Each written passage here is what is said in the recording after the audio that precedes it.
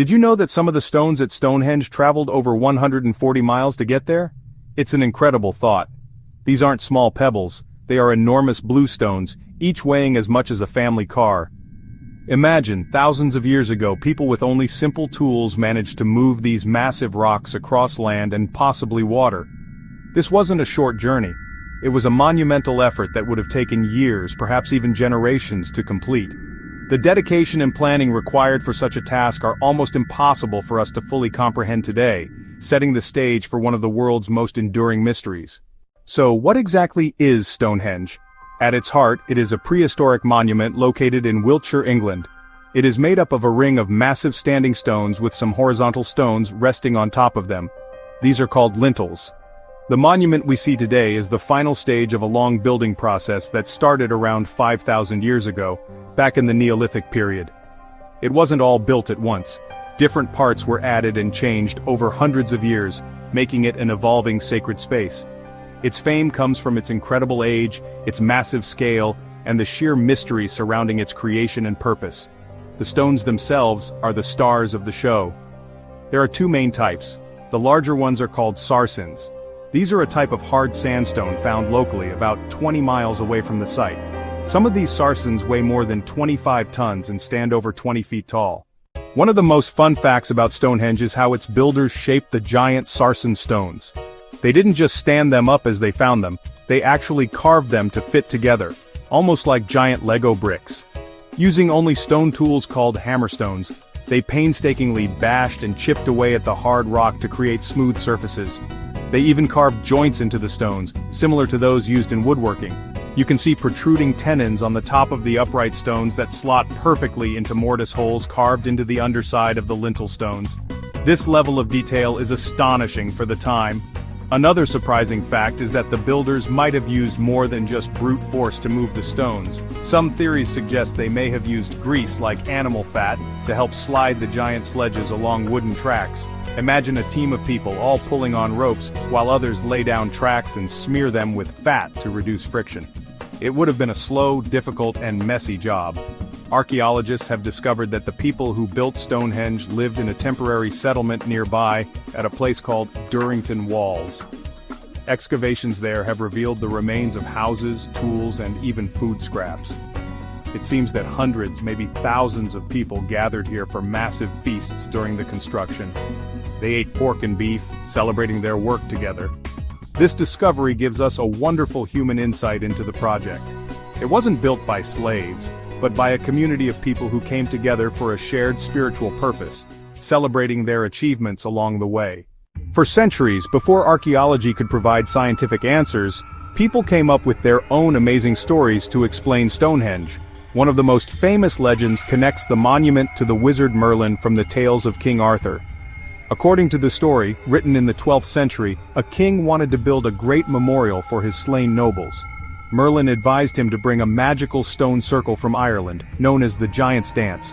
The stones were said to have healing powers. When the king's soldiers couldn't move them, Merlin used his magic to transport the stones across the sea and reassemble them on Salisbury Plain. Another popular belief that lasted for a long time was that Stonehenge was a temple built by the Druids. The Druids were the high priests of the ancient Celts, and 18th century scholars were convinced that they were the masterminds behind the monument. This idea captured the public imagination. And even today, modern Druid groups gather at Stonehenge to celebrate the solstices. However, modern archaeology has shown that this cannot be true. Radiocarbon dating proves that Stonehenge was completed over 1,000 years before the Druids even existed in Britain, so they couldn't possibly have built it. Many people have wondered if the stones themselves have special powers. The blue stones, in particular, have been a source of fascination. In their original home in the Preseli Hills, local folklore tells of sacred springs and healing rocks. Some researchers believe that the Neolithic builders transported these specific stones over such a great distance because they believed they had magical or medicinal properties. Legends also tell of the devil's involvement. One tale explains the single stone that lies away from the main circle, known as the heel stone. The story goes that the devil bought the stones from a woman in Ireland and was reassembling them in England. He boasted that no one would ever know how they got there. A local friar overheard him and shouted, "That's what you think!" The angry devil threw one of the stones at the friar, which struck him on the heel but got stuck in the ground where it stands today. So, if it wasn't Merlin or the Druids, what was Stonehenge really for? Today, most scientists agree that it was a complex place with multiple purposes, but its primary function was likely as a giant calendar. The careful alignment with the sun's movements at the solstices is just too precise to be a coincidence. For early farming communities, knowing when the seasons were changing was a matter of life and death. It told them when to plant their crops and when to harvest them. Stonehenge would have been a monumental clock that helped them track the year and organize their lives around these crucial agricultural cycles. Beyond being a simple calendar, many archaeologists believe Stonehenge was a place of the dead. The area around the monument is filled with hundreds of burial mounds called barrows.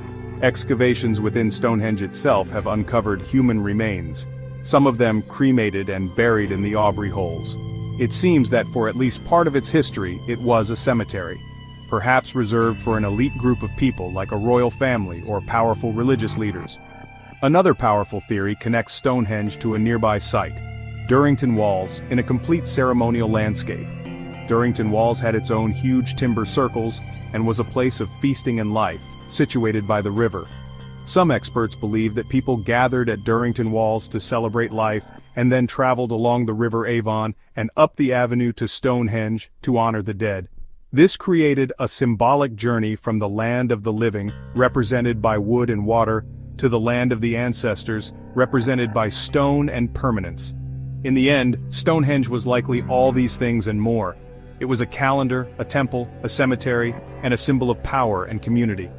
It was a place where people came together to celebrate, to mourn, and to feel connected to the cosmos.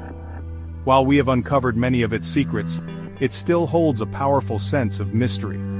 The people who built it left behind a legacy in stone that has fascinated us for thousands of years. It reminds us that even in a world without writing, our ancient ancestors were intelligent, organized, and capable of creating something truly timeless and extraordinary.